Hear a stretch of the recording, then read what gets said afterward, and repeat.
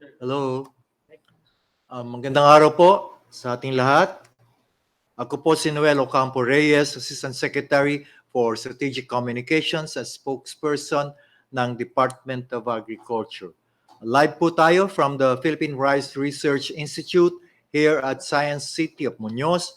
We are bringing to you the 147th virtual presser of the Task Group on Food Security.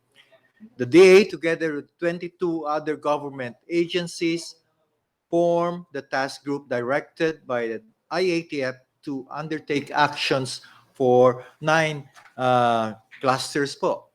Food resiliency, energy, food value chain and logistics, water, agribusiness, food procurement and distribution, economic intelligence, strategic communications, and 9, aquaculture and fisheries. Hitik-hitik na po ang ating talakayan sa hapong ito dahil kasama natin para magbigay ng update sa ating mga gandang balita hinggil sa agri-fishery sector. Walang iba kundi ang ating butihing kalihim, our servant leader, Secretary William Manong Willie Dar. Good afternoon po, Secretary. Kumusta na po kayo? Sa lahat po na nakikinig dito po sa presser on food security. So, nandito po tayo ngayon sa PhilRice at meron tayong management committee meeting guided by two objectives. Una, yung review of the performance of the 1DA family dito po sa taon na 2021. At ang pangalawang pakay ay yung ating gagawin for the next 7 months ito sa next year of 2022. So, Asek Noel, back to you.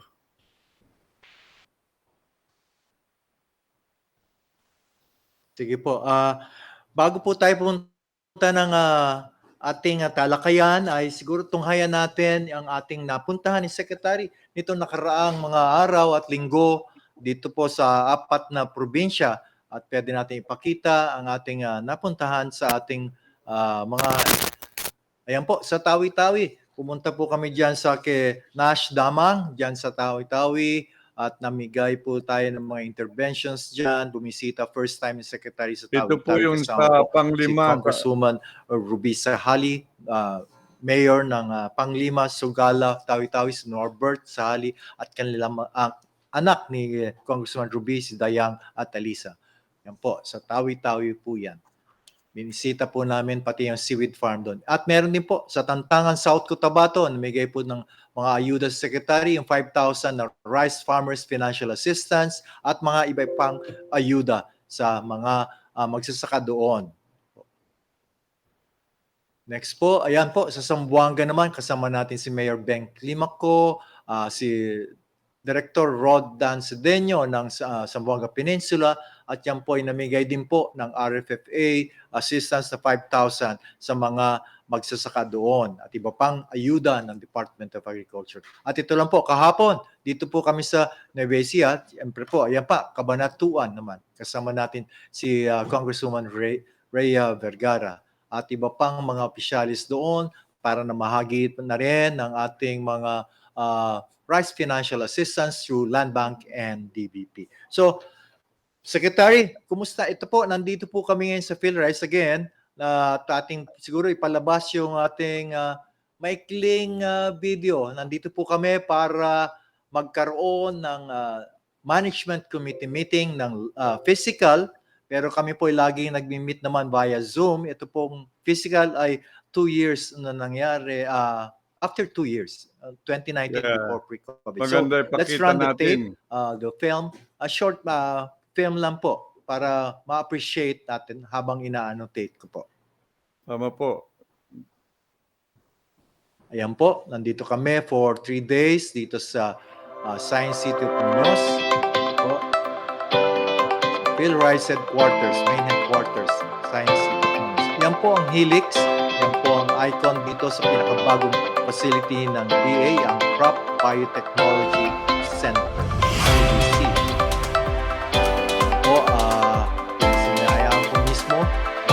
Secretary William Dar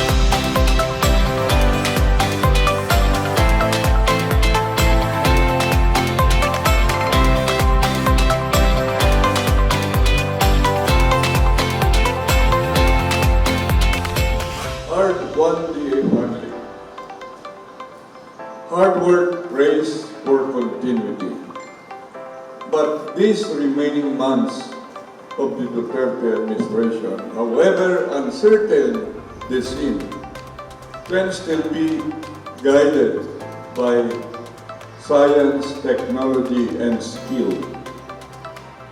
Typhoons Fabian, Yurina, and Kiko showed us a little off target in some of the basic commodities. This is the reality of the sector.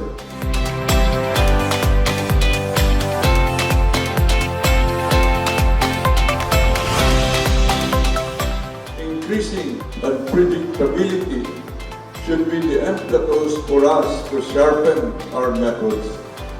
I pray we never lose our fervor for the long run, even if we are no longer in the privileged position of leadership.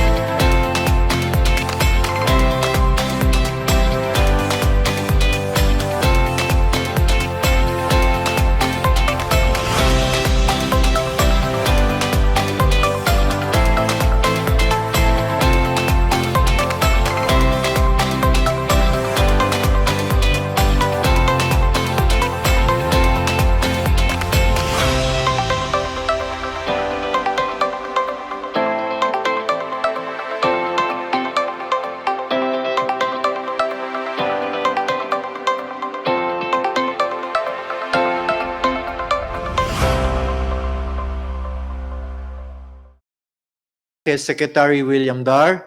Sec, ano po ang ating taya ng ating sektor ng agrikultura? Ito pong assessment natin dito sa Department of Agriculture at paano natin tatahakin ito. So, Secretary? Malaking hamon pa rin ang nandyan sa sektor ng agrikultura.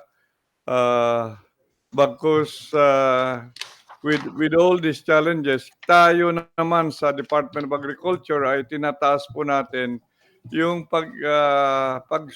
itong mga serbisyo po natin, mga agricultural interventions, para sa ganun ay yung ating minimiti na pag-angat na ng sektor ng agrikultura dito po sa taon 2021 ay makakamtan natin. Ang pinakagrabe pa rin natin na challenge dito po sa agrikultura yung African swine fever. So we need to enhance repopulation of the hog industry while managing and hopefully to really control the spread of this African swine fever. So number two, we would like to be a part of the government's response in terms of taming inflation. So food inflation still is featuring in the inflation rate of the country. So we are mobilizing food, we are doing what is possible. Kagaya po doon sa pork supply natin, may supply augmentation galing sa labas. Para sa ganon ay ang consuming public ay meron naman silang mabibili na affordable na pork. So dito po yung sa rice production, gusto natin masabi ngayon at this point in time na we are succeeding. This is saving the sector, the agriculture sector, itong crop sector, particularly rice kasi ang taas po yung ani natin at itong last 3 quarters ay nagpapangita na mayroon na tayong 12.4 million metric tons na ani. So itong last quarter po ay sana yung ating target pa na 7 plus na million metric tons ay makakamtan po natin para yung new record harvest again in rice production will happen this year, breaching or breaking the 20 million metric tons Nako. target. So yun, Maganda. maganda, may mga challenges, but there are also success stories as we are giving a solid foundation of transforming Philippine agriculture. Nako, napakagandang balita po yan, Mr. Secretary, no? At so mga kaibigan, we're looking forward to achieving another record harvest of palay. So, pero ang malaki pong talagang hamon, Mr. Secretary, ay ito pong hog sector, no? Sabi nga nila, ang mga analysts, economic analysts, sabi nila, kung hindi lamang sa ang pagbaba ng pork sector, ito yung nang humilang pababa. Kung hindi, Opo. kahit na zero man lang sana ang growth ng hog sector, Yeah. positive po tayo, di ba? Ngayon ay nasa negative 16 ang Napakalaki. livestock sector. So talagang we really have to double, if not triple our efforts in terms of repopulation, which is the first priority, and also for the other subsectors. Kagaya ng fishery, kailangan natin mas dublihin or triplehin ang kayod, pagod, para sa ganon ay marami pa rin tayong isda para sa ating consuming public. Yung sa mais naman talagang it's still a big challenge because we only produce 57% of what is needed by this country. And challenges sa pagpapataas ng productivity sa mais ay talaga nandyan pa. Walang mga post-harvest facilities, yung mga malalaking areas ay ang baba po ng productivity level, mas mataas po ang productivity level. Yung mga kagaya Ilocos Region, ikumpara mo sa Cagayan Valley na ang laki po ng mga hektaryang mais ay mas mababa ang ani kada hektarya. So what we're looking forward, Mr. Secretary, ito patapos na ng taon. Ano naman ang tayanin nyo? Anong ilang percentage points ang iangat natin sa kabuuan? So, well, we have been trying our best. As we said, we will always do our best. But given the circumstances now, alam ninyo, ang daming bagyo, ang daming itong Typhoon Maring na lang, itong Northern Luzon has been battered. So, kung makaangat tayo kahit 1% lang, tayo ay at least hindi lang negative growth ang mayroon tayo sa sektor ng agrikultura. So I am again using this platform, nakikiusap po sa ating mga magsasaka at mangingisda, mga nagnegosyo, na dagdagan pa po yung ating pagod, kayod, magsumipag para mas marami po ang ating ani, mas mataas ang ating ani, at kikita na rin kayo ating mga magsasaka at mangingisda. So mga kaibigan, hindi po nagpapahinga, nagre-relax ng Department of Agriculture kahit napatapos na po ang termino ni Presidente Rodrigo Roa Duterte. Tama po kayo kasi parang kahit alam natin na there is just about 7 months to go, I have given the marching orders as if we are, starting again a period with which we can really double if not triple our energies and have the passion to deliver more this time around. Yan po ang iiwanang legacy ni Secretary William Dar sa mga susunod man. Kung sino man na ma-appoint na mananalong presidente ay handa na. Meron ng pundasyon, di po ba, Mr. Secretary? Tama po, yung pundasyon na yan, mayroon tayong 8 paradigms nung tayo pumasok. Ito yung na-convert na Philippine Food Security Development Framework. So yun po ang pinaka-framework. And this year, we translated this framework into one DA reform agenda. So yung foundation na ay nandyan na lahat, in this one DA reform agenda, mayroon tayong apat na pillars of farm consolidation, modernization, industrialization, and professionalization. So with underneath these pillars ay mga key strategies, 18 key strategies in all. Yep. So from establishing farm clusters, yung bayanihan agri-clusters, building cooperatives with the leadership of the LGUs in extension and partners, mas lalo na there are multi-stakeholders involved in agriculture. And with crop diversification and present credit support, ay talaga naman kailangan na kailangan natin. Then, moving to modernization, sinasabi natin palagi science, technology, innovation, and now skills, including that of digital agriculture, would be necessary. We have to do modern technology to up productivity levels of various commodity industries. Farm mechanization is such an important thing, infrastructure investments. If there is build outside agriculture, there must be build for agriculture. Climate Opo. change adaptation, mitigation, food safety, then onward to the setting up of agri-industrial business corridors, enhancing global trade, and looking at these issues of logistics, managing post-harvest losses, and really establishing of these agri-industries in the countryside. And we can do all this together by having a professional career of men and women, both national and local. And so these are all well-known key strategies that will, transform Philippine agriculture to a level of, much higher growth and development. Okay, maraming salamat po. Mr. Secretary, magbigay daan po tayo sa mga katanungan ng ating kaibigan sa media.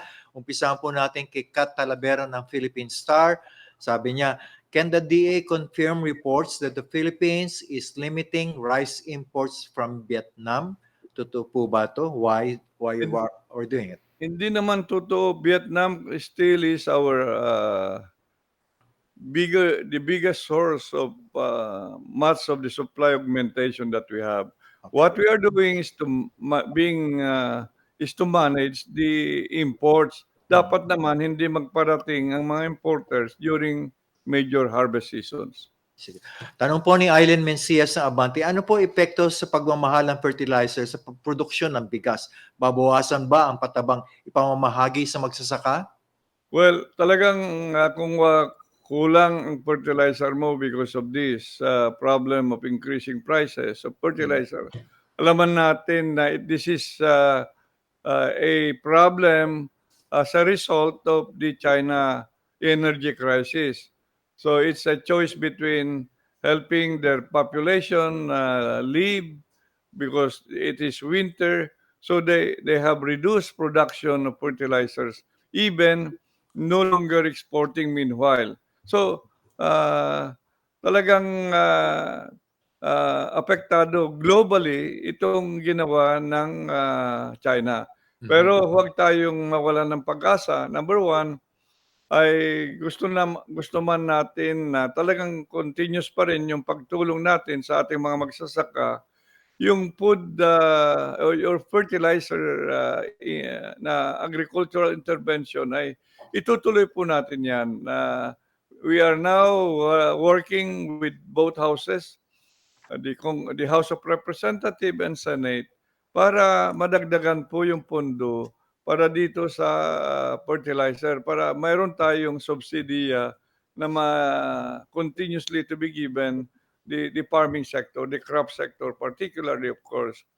Now, we will also unveil kung ano yung strategies kagaya, but before that, let me mention na itong cropping season na ito, starting now until January, ay mayroon pa rin sapat na inventaryo natin sa fertilizer kasi nakapag-angkat na ang mga miyembro ng fertilizer industry, and we have had meetings with them, and we continue really to monitor the arrivals kasi every import ay nandun naman recorded by FPA. So we will continue to work with them and see to it na hindi nila itaas masyado yung presyo ng fertilizer. Kasi alam natin kung magkano nila nabili itong nandito na inventaryo. At the same time, Sabi ko nga na for the next cropping season coming, starting summer and wet season, we have we have to both use diplomacy and global trade strategies. Yeah, salamat po, Mr. Secretary. Tanong naman po ni April Rafales ng ABS-CBN News, may pagmamahal daw po ang feeds, kaya naman daw po, baka daw po tumaas ang presyo ng manok, ng itlog, at syempre po ang pork. Mag-i-impose po ba tayo ng SRP tungkol dito? Ito lahat ay minamanmanan natin. So, mayroon tayong breaking point na kung ito ay na-meet na in terms of historical data, ay SRP is always an available mechanism for us to impose. Yeah, yan po. So, ito po, tanong naman ni John Enriquez ng DCAS, anong particular benefit po na sa DA pa ang magigain ng farmers dito sa 1DA reform agenda? Aba, ang galing po ng outcome. Now, nakikita po namin, even within DA dati, kanya-kanya yung lakad. Ngayon ay isang diretson na lang. So, there is the convergence of the DA family. Ang daming ahensya, regional field offices, attached agencies, corporations. Kung ito lahat ay isang direction at may convergence na, that's such a formidable outcome. Number two, nandyan na yung programa. They have to be guided by the 4 pillars and the 18 key strategies. This will be a game changer, I will tell you, properly done with the farm consolidation that is primary and with the LGUs working as partner because under the decentralized extension delivery system ay sila yung namumuno doon sa kanayunan, doon sa mga lalawigan, mga munisipyo. So we are going to implement nationwide itong partnership, national government with that of the LGUs and hammering out that the agenda for agriculture and rural development is guided by this 1DA reform agenda. Thank you po, Mr. Ito po, sa final question po kay Revin Ochabe ng Business World. Ano na po ang update sa pinag-aaralang SRP para sa baboy po, karneng baboy, Sir Secretary? Kanina, yung nasabi ko kanina na yung historical data ay hindi pa na-meet yung point na pwede nang magdeklara ng SRP. So minamanmanan yan ng DA. At we had a meeting again here in Pilarice in regard to this pork prices in the market. We will see to it, ito yung napag-agreean po namin, that the supply, both local and imported, must be there, available, constant supply. There should be this, particularly itong inaangkat natin, ay dapat hindi sa warehouse lang magtagal, dapat ilabas sa merkado. So, Mr. Secretary, napakabilis. So, ito po, para sa closing message niyo, ano po marching orders natin dito sa ating mga kasama dito ngayon sa MANCOM, mga opisyales ng Department of Agriculture? Okay, while having this 1DA reform agenda as the operational action agenda, mayroon mga key issues na babantayan at bigyan ng diin at pansin. Una, itong repopulation ng hog industry. Kaakibat na yan yung bantay ASF sa barangay. Number two, itong food inflation. Dapat ibaba natin yung contribution, if not eradicate or minimize the contribution of food sa inflation rate sa bansa. Pangatlo po, itong coconut industry. This is the time now with the new law utilizing billions of coconut levy funds to now prop up the coconut industry from its present 4% contribution to the GBA to it should be double, it should be triple for that matter. Number four, we'll see to it that the aquaculture industry must be strengthened the legislated hatcheries must be put in place. And again, the Bureau of Fisheries and Aquatic Resources have been mandated to now be more serious to see to it that the sector on aquaculture will be properly supported with the concern also for municipal fishers and of course the commercial fishers. Dagdag ko pa yung issue or concern natin sa yellow corn and the livestock industry kasi increasing feed cost ay talagang what are the alternative sources locally? Yun, mayroon naman tayong mga pag-aaral. And let's use the benefit of now using the results of research to have it in a big way. Itong fertilizer prices increase, yan din ang isang titingnan natin. Mayroon tayong balanced fertilization strategy, a combination on the use of inorganic, biofertilizers, and compost. So, ang dami pong mga major concerns. There are 6 of these 7. And while, as I've said, we are implementing yung 1DA reform agenda, we have to keep an eye on 6, 7 major issues that must be solved so that it will benefit the whole farming, fishing community, and the whole consuming public. Maraming salamat po, Mr. Secretary. So, sa patuloy nating pagharap sa hamon ng pandemya, pagtulungan po tayo para masiguro ang delivery ng mga pagkain at iba pang agri-fishery product mula sa production center hanggang pamilihan. Magkaisa po tayo para sa tuloy-tuloy ang daloy ng pagkain at iba pang essential inputs para sa food production.